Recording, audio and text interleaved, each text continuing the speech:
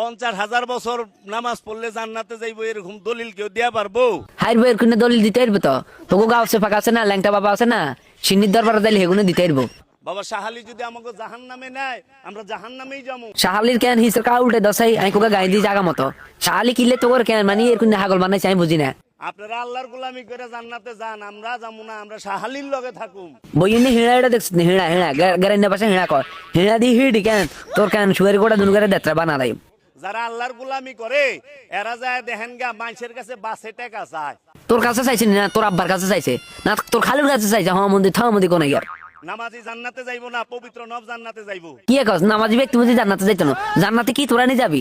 হ্যাঁ তোর মতো কিছু কেন বন্ড আলেম কোগা আছে না, আর আলেম কইলে তার মানিজ্য যাইবো। হ্যাঁ মন্দির থা মন্দির গল। আমরা উসিলা ছাড়া কোনো কিছু বিশ্বাস করি না। আমরা চামু বাবা শাহালির কাছে, শাহালি আমাকে উসিলা। শাহালির কাছে তো শুয়ের গোড়া দুনগা আর কিছু নাই। হে শুয়ের গোড়া দুনগা দিলে তো শাহালিরে বেল শেষ। তোর কি দিব শাহালি? বাবা শাহালি আমাকে উসিলা। বাবা শাহালি যদি আমাকে জাহান্নামে নেয় আমরা জাহান্নামেই যাবো। দা শাহালি লাগে জাহান্নামে যা, জাহান্নামে যাইলে দেখতে বাদির কইছে কেন মুখ দিহিটা ধরবে আতানে পাতানে হেলো ওরে আল্লাহ রে ও বাবা রে কই দৌড়তে হইব। কি কইছে কথা বুঝত নি? কইব না রে দিন শেষে আমরা তো কেন আঙ্গ পিয়ার পেট কথা শুনুন ভালো ছিল। হাল সারা কোরআনের এক জায়গায়ও 5 ওয়াক্ত নামাজের কথা স্পষ্ট নাই, সরাসরি কোনো আয়াতে নাই। তুই কোরআন শরীফ বললে না, তুই সরাসরি বুঝতে তুই আসলে কেন হ্যাঁ সক্ত নামাজ কি কোরআন শরীফের মধ্যে আছে না কিতাবের মধ্যে আছে? তুই তো নামাজে হরস না।